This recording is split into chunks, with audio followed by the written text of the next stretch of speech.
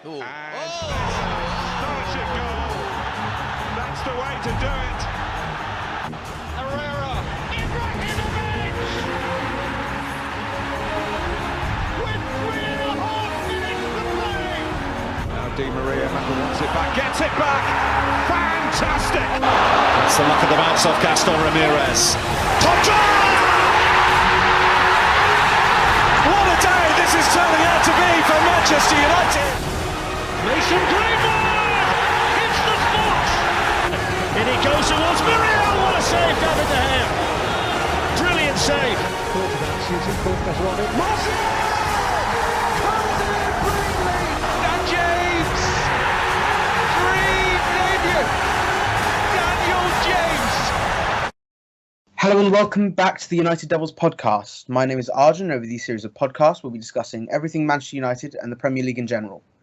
This week, after the winter break, we will be taking a look back at United's last game, which was a 0-0 draw at home to Wolves. And we'll then finish with a look at United's next matches against Chelsea on Monday night and Club Brugge in the Europa League round of 32.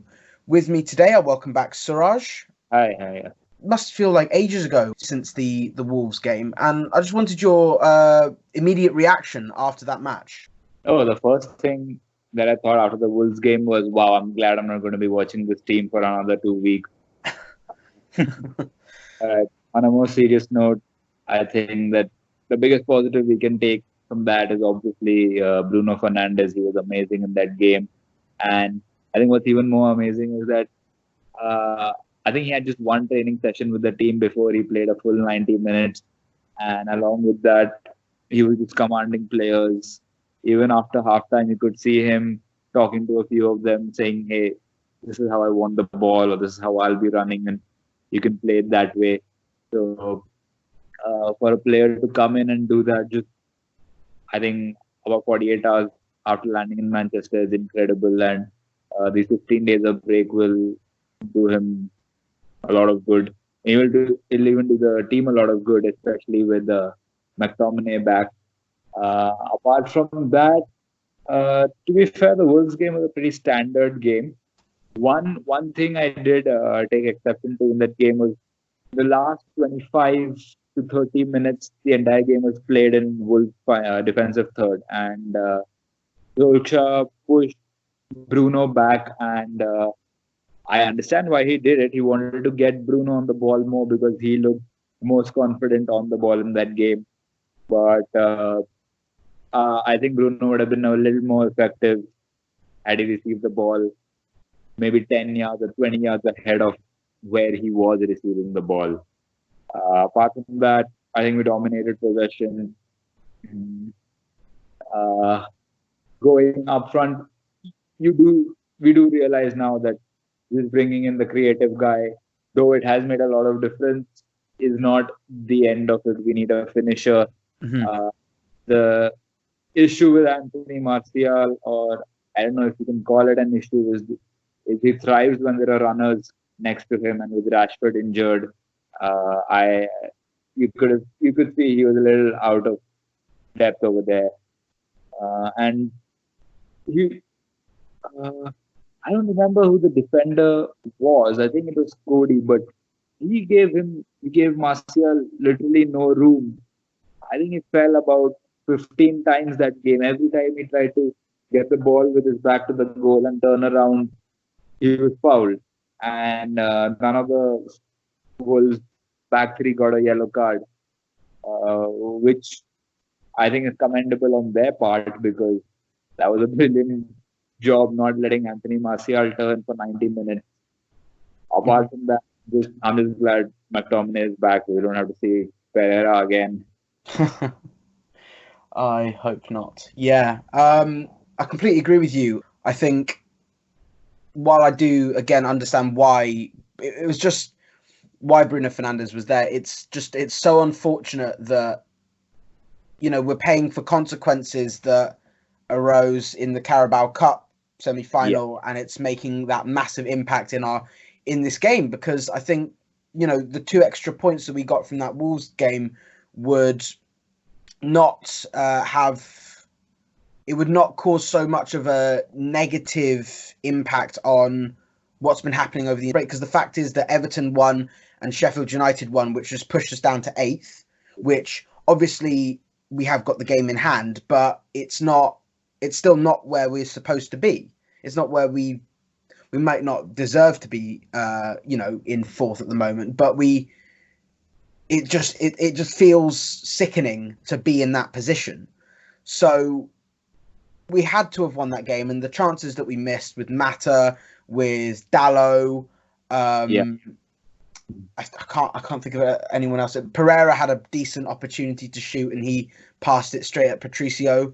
And the fact is that both teams are very, very cautious in the way they went about it. So it is disappointing that is how the game ended in that kind of stalemate, but it's not unexpected from those circumstances. Yeah. In hand isn't very helpful because our game in hand is at Stamford Bridge. Yeah, where we have already won there with both teams playing a pretty much full strength side, but it's still Stamford Bridge. It's not a guaranteed win, it's not a guaranteed loss either, but we'll have to see how it goes. A draw is no good for either team. But one team one player that we've actually published an article on that is going to that's benefited from this winter break, we can assume is Daniel James, who over the last, I'd say, 6 or 7 games, probably all of 2020, has really struggled for form. Not registering a goal or an assist. How important was this break for him? I think it's going to be very important for him, because imagine a counter-attack where Bruno Fernandes gets the ball somewhere in the middle of the park and he just sees Dan James darting down the right wing and he pings one beautiful ball into him. So I think if they can develop an understanding, it can be very helpful to us on counters. But when it comes to the criticism that is received, while I do agree that he has to be putting in better goal and assist numbers in there, I think that it's a little unfair because he's a young kid who's come from Swansea, and to be fair, I don't think any of us expected him to be starting each and every single game. Yeah, and I think what we saw at the beginning of the season from him was unfortunately the most that he was going to produce, and he's already burnt out. So I'm not going to blame him for that, because to be very honest, I didn't expect more than 9 goal involvements, or I think 10 goal involvements from a kid who's just come from Swansea for a small fee. He wasn't one of the star names in the transfer window. I don't think anybody apart from Leeds were in for him. So I think the conditions that we got him under, I'm happy with 10 goal involvements, though at the moment he's not ready to start full time for Manchester United. So we have to be getting in reinforcements over there. Yeah. We'll discuss one of the reinforcements later on, hopefully. But you're totally right. He stunned everyone with how well he started, and the fact that he's notched 7 assists and he's got 3 goals so far is certainly not what we expected. We also hoped that he wouldn't have to have such a prominent role. I think the whole point was, at the beginning of the season, Solskjaer did say that James was only going to play about 20 games, and he's already played 34. Would you say, was that Solskjaer's fault, or would you say that's Woodward's fault for not getting in sufficient players? In general, I'm not happy with the transfer dealings that went down. Though the players we got are good, we lack serious depth in midfield. So, to be fair, the right wing problem hadn't been addressed well enough, and we got in James, who's typically a left winger. So I thought he's coming in as a reinforcement for Rashford, who been playing on the left. So when James came in, I thought he'd be the kind of guy who'd be on the bench for most of the time. But when the defenders have lost their legs in them and they're really tired and knackered, this guy comes and he just turns them in and out. And I think that's how it should have been. But unfortunately, since he played so well in his first few games, Solskjaer must have thought, okay, this is the guy for me. Even though we should have definitely been in for a right winger in the summer. Well, we also shouldn't forget that Dan James is a left winger and he's been playing so well for us on the right, even though now he's out of form. But yeah, for me, right now he's a second string player, and the board should have really looked at it. Board manager, everybody should have addressed that. And that's why I'm not going to be blaming James for any of it, because he just comes in and gives his best. But unfortunately, his best is not enough, and that the board should have seen coming. You did mention backups and adding depth and things, and while it has been quite, United have been quite dreadful in strengthening and creating many options from different positions, they have managed to get a deadline day deal done a while ago. Odion Ighalo did manage to seal a loan move to Manchester United. It seems quite clear that he's not going to be a regular starter. He's not going to be kind of taking anyone's place, but he will be someone that can come off the bench and make a difference, add an extra body in that area where we've got Greenwood and Martial and Rashford when he comes back. But we've said that it is a kind of win-win situation for Odion Ighalo, because if he doesn't play well, then there's no obligation to buy. But if he does play well, then it's been a success. But it was important to get a striker in. And do you think that he was the best available, or do you think that he was the only one available?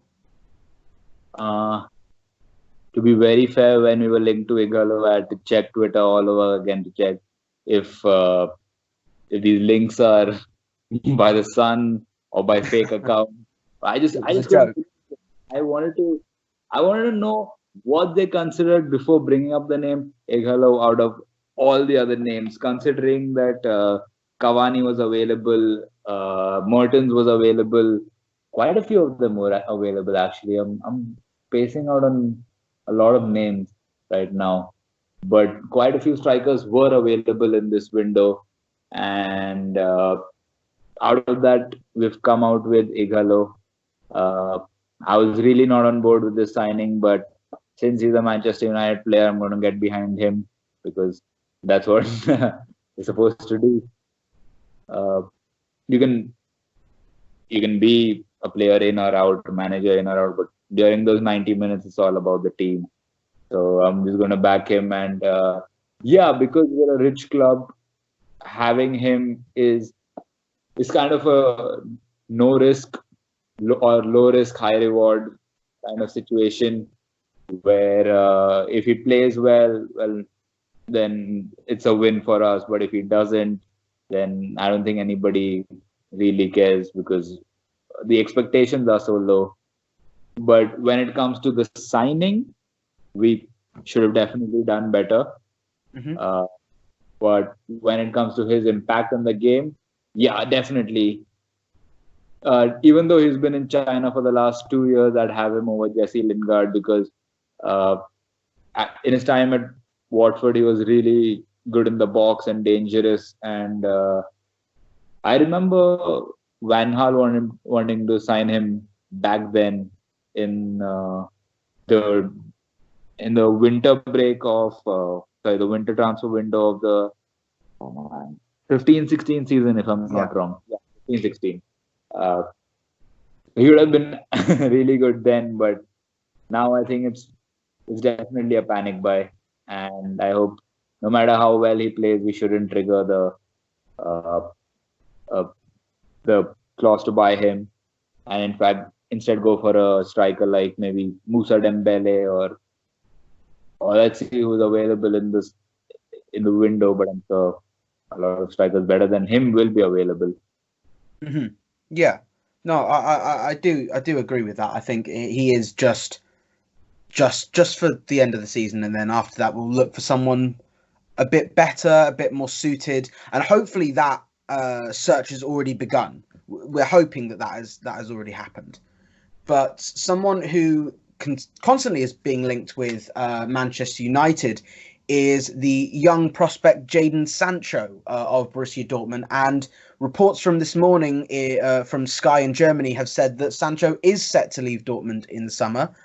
They are asking for a fee of at least £100 million, more likely to be £120 million, is being asked for who will be then 20 years old. Chelsea and Manchester United are favourites to sign Sancho, but it looks like United are ahead of the Blues. But honestly, I won't guarantee anything or say for certain that he is going to come here until I literally see him wearing the United shirt, signing the deal with the manager. So his stats actually for Dortmund is something that I actually had a look at this. He's got 29 goals and 40 assists in 84 Dortmund games for the senior team. How much will he improve Manchester United? And is he the last piece in the attacking sense of the puzzle? Well, before I talk about Jadon Sancho, I just want to mention that us signing Igalo and having a complete meltdown in the fan base on the last day of the transfer window, and then quarantining him so to avoid the coronavirus spreading, is just probably the Manchester United thing that's ever happened. Yeah, it is a bit bizarre why that's happened. It just seems like, well, this is about right. But yeah, apparently that was according to plan in inverted commas, but I'm not sure how much of that is actually true. We'll see. Anyway, coming to Sancho, I think if they want 120 million for him, just give it, because in 19 games he has 15 goals and 17 assists. That's mad. How often do you see a player having more goal involvement than the number of games he's played in? Next to never. Crazy. It is, and especially after Haaland coming in, those two have, I think, probably made Dortmund one of the most interesting teams to watch in the world. So if they're asking for 120 million for Sancho, and if Sancho wants £200,000 a week, just pay it. It's worth it. He'll completely come and reinforce our right hand side, add more attacking intent on our right wing, which I don't remember the last time we had a proper right winger whose primary position is to play right. Nani, I guess. Yeah, probably. Yeah, that was pretty much it. Anyway, he's 19, like you said, 20 in a month or so, I guess. Yeah. And having Rashford, Martial, and Sancho playing in front of Pogba and Bruno, that's one more thing. If we get in Sancho and we've gotten Bruno Fernandes, if we do a couple more deals, like getting in a proper striker or something, even Pogba might want to stay. So it solves quite a few problems. However, I do feel that Sancho is coming off of the money we make from the Pogba sale. I did read a tweet today, and I really agree, which was, if Pogba wants to leave, get the deal done in the first 2 weeks of the summer transfer window.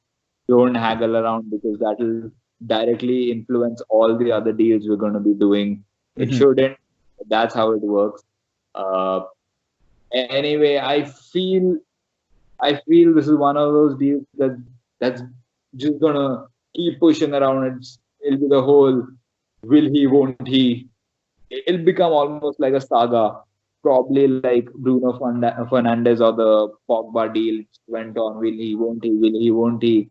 Then some fan will get news that some fan met him and asked him if he's going to join Manchester United, and he'll smile, and that'll give a payday for a lot of publishers for the next few days. Yeah, I'm sure something is going to happen. There'll be pictures of him signing somebody's Manchester United jersey, and will Sancho be a Red?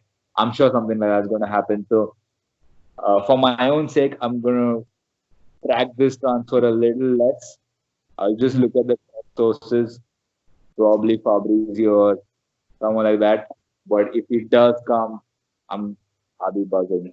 He's insanely good. Yes, Great. he's such a big talent, and I honestly, I've not seen a single whether you're on the LUHG side or the Ollie or Ollie. I've not seen a single person criticize potentially signing Jadon Sancho. He's been the one consistent signing I've seen for the last 2 years is Jadon Sancho, which says a lot about how much we expect him to bring to Manchester United. So maybe that is a bit of pressure on him, but I do think he'll be a massive signing. I think the £120 million fee won't phase him at all. I think he's got a great mentality, given the fact that he's been integral to that Dortmund side since the age of 18 years old. So he has to have that kind of mentality. And I think if we can also get Sanchez off the books, that's an extra, £500,000 a week we can then use for that. And hopefully we'll finally have someone to do the number 7 shirt justice. That's all I can really say on that. Good.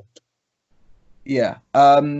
But something else that's actually been happening over the last few weeks. It's been happening since he was sacked. But Pochettino has been linked with the Manchester United job and has been linked even more so by his recent comments saying he'd love to return to the Premier League, but he's just waiting for that return. And people have put comparisons to when Mourinho was sacked by Chelsea and was bearing down on Louis van Gaal. Do you think that? So obviously, Pochettino has transformed. He transformed the Southampton side. He transformed the Tottenham side into someone who was a team that was fighting for titles and silverware. Although they didn't win anything, they still were closer than they have been for so long. Would you think that Pochettino would make an immediate difference in the middle of the season? No, I don't think he would. He's the kind of guy who needs his players, who I don't think he'll bring an immediate turnaround. We'll probably see good results because of the new manager syndrome, but he will take his time. He will assess the transfer market. He won't rush into deals. He is the kind of guy who wants to build a team rather than buy a team. And I'm not opposed to either side. But if you do want to see immediate results, I think you should get an Allegri. But okay, we'll that's a topic for another day. We'll stick to Pochettino for now. Even though he's been at so many clubs and he's not won a trophy, if you do ask the fans of the club, they've really loved their time with him. And even Spurs fans, though they got Mourinho, they're still a little upset to see Pochettino go. He got them the first Champions League final. I was about to say title. First league final. And expected Solskjaer to get sacked and Pochettino to come in December when we had Spurs and City back to back, and we're just drawn to Sheffield, lost to Astana, and drawn to Aston Villa. Yeah. So I thought there's no way we're going to be beating Spurs and City, and Solskjaer went and pulled off a miracle there.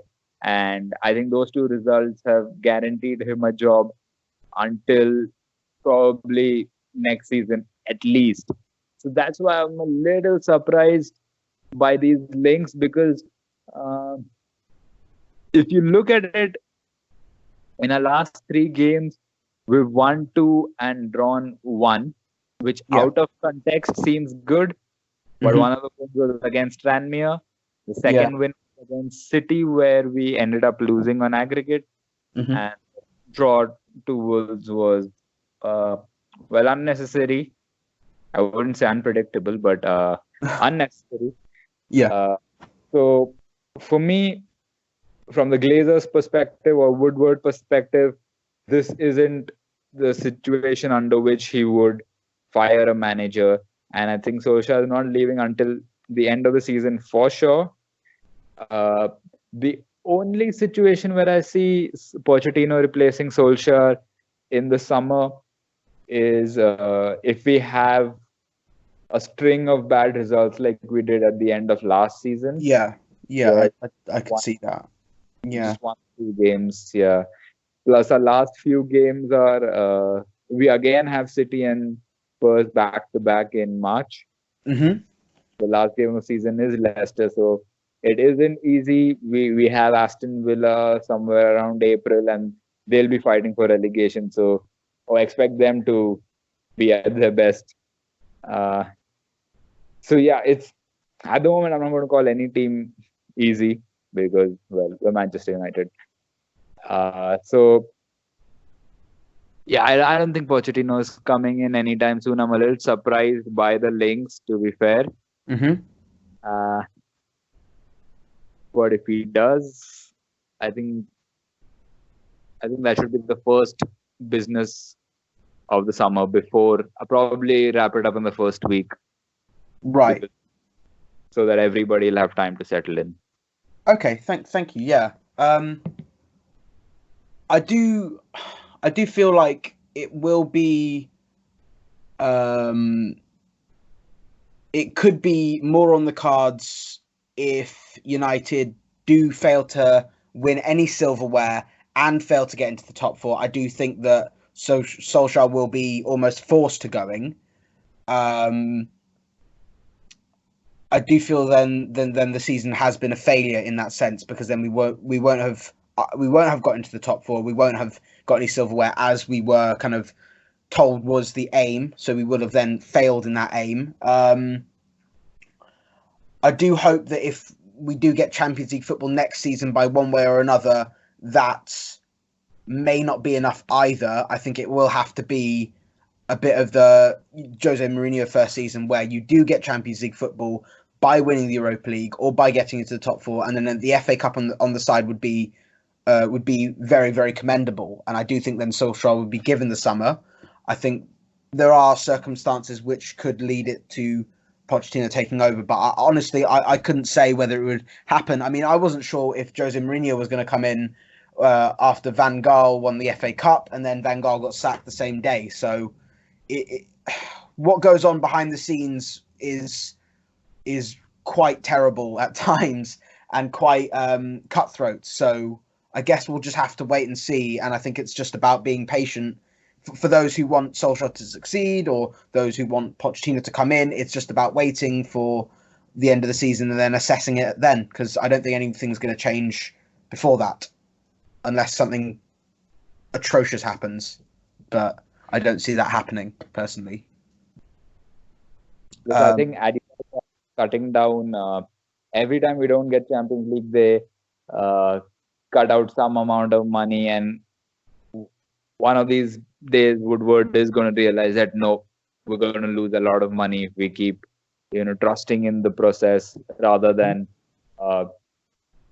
getting into top four directly by spending right and getting in the director of football and getting maybe a manager who will definitely get us into the top four, as opposed to someone who might build a team that will. So from a business perspective, it does make sense to, because one thing I wouldn't say guarantee, but I think Pochettino can, there's an 80-85% chance that he'll win us the Europa League, I think.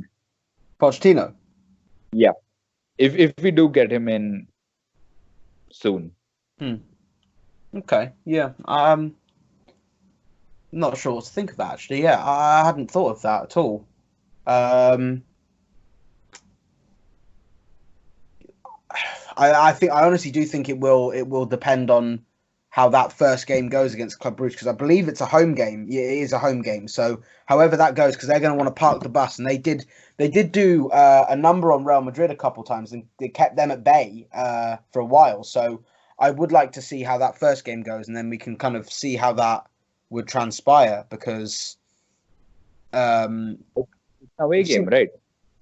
Sorry? The first one's an away game for us. Is it? Have I completely?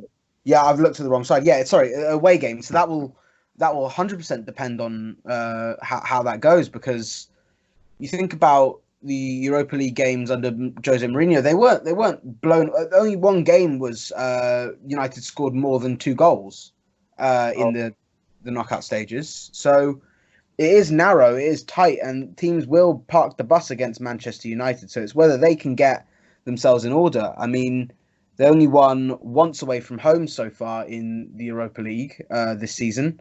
And it was a close one, penalty from Martial. So I guess I do see your point that Pochettino might be able to get us over the line on that, but I'm not sure overall how the team will make a difference. I think we're just gonna have to wait and see, really. But moving on, we will look and see how United fare in their next away game against Chelsea at Stamford Bridge on Monday night. United will go into the game in similar kind of circumstances to Chelsea, knowing that a loss puts them in huge jeopardy for top 4. A draw is no good either, so they have to win the game. Chelsea would probably, you'd probably expect them to go all guns blazing and United to defend and then counter, given the fact that Chelsea are at home. But both sides seem to fare better counter-attacking, especially with their kind of defensive issues at times. So how would you go about beating Chelsea? Do you think it has to be counter-attack and looking for the quality with Fernandes pulling the strings? Before I do get into Chelsea, I want to call out the FA over here. We played Chelsea on Monday night, a late game basically, and then we traveled to Belgium on Thursday. Come on. I'm sure the board must have raised some issues. Anyway, coming to Chelsea, I think Lampard will have to play it really smart over here for 2 reasons. One is that they've already lost twice to us. So I'm sure the only thing Lampard's going to be saying in the dressing room is under no circumstances can they lose a 3rd game to us. Mm-hmm. Because I don't know, that's just not acceptable. If I was a Chelsea fan, oh my God. I don't think any Chelsea fan would want that upon themselves. It's just not acceptable. So Lampard, the mistake he could make here is just telling Chelsea to go all out and attack us, which he shouldn't, because that's where we thrive. We welcome teams that attack us and we attack them back. But if Chelsea lay solid behind and just try to break us open pass by pass, then they can cause a serious damage. But if they come at us like, do you remember the first 30 minutes of the first game of the season where Chelsea, they hit the post twice and it looked like United were going to get battered? Yeah, I do remember, yeah. Then we went on to score 4 goals. So if they try something similar, I think we can beat them again. But if they do lay solid at the back, it's going to be really difficult because we've had trouble beating them. So one positive is that McTominay is back. So we don't have to see Pereira or Lingard. We can just play Fred, McTominay and Bruno. Serious combination. Play Fred behind. Give McTominay the box-to-box role and Bruno Fernandes the free role. And I think that's a very competent midfield. Up front, Rashford's out, so we'll probably have James, Martial and Greenwood up front. I think we can give them a good fight. And rest depends on how Chelsea line up. I think you're right. I think the lineup really speaks for itself, and you just have to play that. I think Brandon Williams has to start as well. I think Wan-Bissaka is getting better. While he's still not as good as he could be, he's getting better in attack. If the players could finish off the chances, that would help him greatly. So, and I think Lindelof and Maguire are starting to finally gel a little bit more consistently, which is great. I I think, yeah, you're bang on. I think if United can just play counter-attacking football and Chelsea basically allow that to happen, then United should not cruise, but they should be relatively safe in their play as long as they can put the ball in the back of the net and be clinical. So it's just whether United can get out of this poor run of form where they haven't scored in their last 3 Premier League games.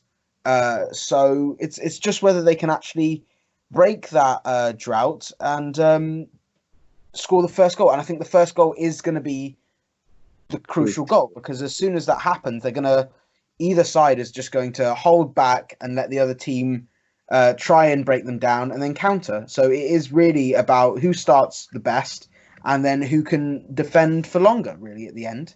Yeah. So with that in mind, how do you see it going? Do you see United getting a rare win in 2020? Oh, that's a tough prediction. I think I'll back us winning 1-0. 1-0, yeah.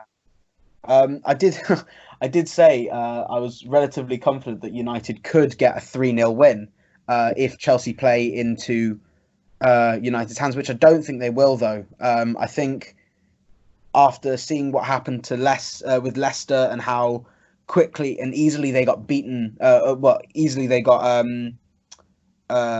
beaten in defensive areas, and especially with Caballero in goal. That's another big thing. If Kepa's not in goal, actually, if either of them in goal, it could sort of make things easier, because I don't think either are very confident at the moment. But I reckon it will be close. I do reckon United will get the first goal and then could get a sealer late on. But I'm going to have to go 2-0 because I do fear that if it is 1-0, it will be an equaliser. Oh, yeah, fair enough. Notoriously, Stamford Bridge is quite notorious for that. The late equalizers and whatnot. Yeah, it's truly been a barren land for Manchester United over the last decade or so. After that, United have a few days to recover before going away into Belgium to play Club Brugge. Last time United played Club Brugge away from home, they won 4-0 with Rooney scoring a hat-trick and Herrera getting the fourth. Unfortunately, neither are still at the club. But how do you see Solskjaer making a lot of changes, or do you see it being kind of relatively similar to the side that plays against Chelsea? I think when it comes to defense, we have to have pretty much the same lineup, although we are lucky to have the world's best second choice goalkeeper. So Romero is sorted there. I think Brandon Williams has to start against Chelsea and Luke Shaw goes in against Brugge. You can probably have Matic in midfield giving him a rest against Chelsea. I think most of the squad should be fresh because they just had a 2-week break. But still, if somebody has picked up a slight knock against Chelsea, then please don't risk them. We could probably look at the academy. If Mason Greenwood doesn't start against Chelsea, he could lead the line against Brugge and leave Martial at home, not even on the bench, just leave him in Manchester. Let him play against Watford. Apart from that, Andreas Pereira could play against Brugge. I wouldn't mind that. I'd rather he was just left in Manchester too, but definitely. But in the bay, just far away. I'd rather play Taith Chong than him. Yeah, actually, Tahith Chong is also a little annoying, but I'd rather see Tahith Chong make mistakes than Andres Pereira. No, I totally agree with that. Yeah. Well, it is an away game. It is a difficult away game, given the fact that Bruges have actually been playing a bit better this season than they have done the last time we faced them. So, how do you see that going? Well, they are. I think the clear winners in the Belgian league. They have a 8 or 9 point lead on top, and so yeah, it'll definitely be difficult. But the best thing is, since they're at home, they won't just sit back and attack. They will try to come ahead and hurt us, because they know that if you go in against Manchester United, you can hurt them. I'm not going to go ahead and pretend like I know how they play or how they line up, because I don't. I haven't seen Club Brugge this season at all. I haven't seen them in any season, but uh, yeah.